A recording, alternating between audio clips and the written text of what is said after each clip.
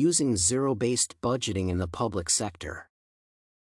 Coming up with an appropriate revenue allocation formula and budgeting technique in the public sector has been challenging for several local governments. Public sector budgeting techniques have to be in line with the country's economic policies and consider the available financial resources, expenditures, and revenues. Morgan et al. Suggest that zero-based budgeting is the way to enhance transparency in how public funds are managed and utilized. Zero-based budgeting also ensures that the incremental limitation that most budgeting techniques face is managed. The new budget can either be lower or higher than the previous budget. Critics, however, say that this method of budgeting drains resources and is also prone to manipulation. Zero-based budgeting is also not suitable for developing countries as it does not conform to their economic policies.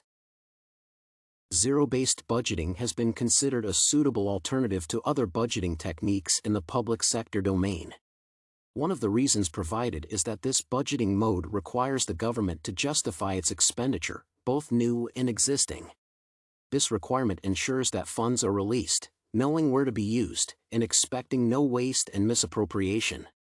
Additionally, the budget starts from zero as the baseline. It is a whole new setup. This means that if there were any pending projects from the previous budget, they were required to be allocated funds afresh. It, therefore, forces those responsible for public sector funds to complete projects on time and not carry them forward to the next financial year. Therefore, the public sector has to embrace this form of budgeting without further ado to enable transparency and accountability and help eliminate funds misappropriation. Zero-based budgeting has several implications that have been researched before. The first is that everything is put under the microscope, all the expenses are justified irrespective of how the last went down. The end game is first to review the previous and the current budget, justify what is included in the current budget or omitted in the previous one, and then control the allocation to the necessary expenditure. The budget also impacts the people, the civil servants, and the public in general. Using a zero-based budget increases the public's confidence in the government. The public is assured that allocation is made based on the priority of needs and not because the funds are available. The public will also be happy with the budget's scrutiny to deter any form of corruption, embezzlement, and misappropriation. However, the criticism of this budgeting method arises from its allocation and where it can be used.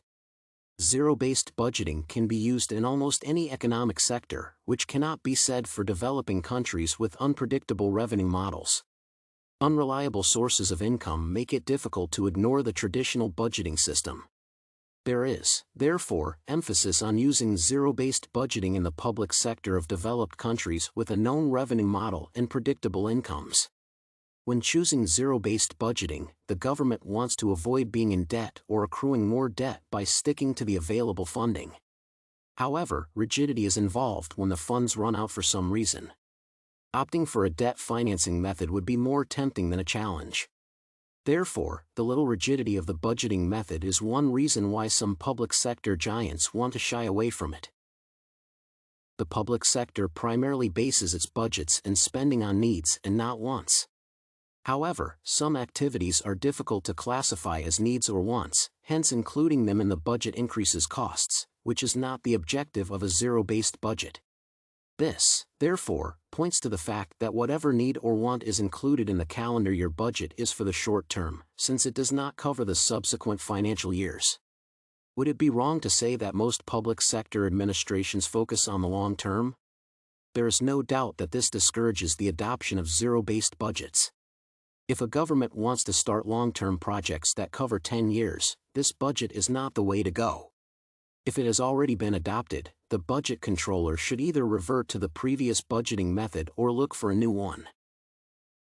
In conclusion, zero-based budgets offer many solutions to the public's outcry that their taxes are embezzled, misappropriated, and corruption carries the day.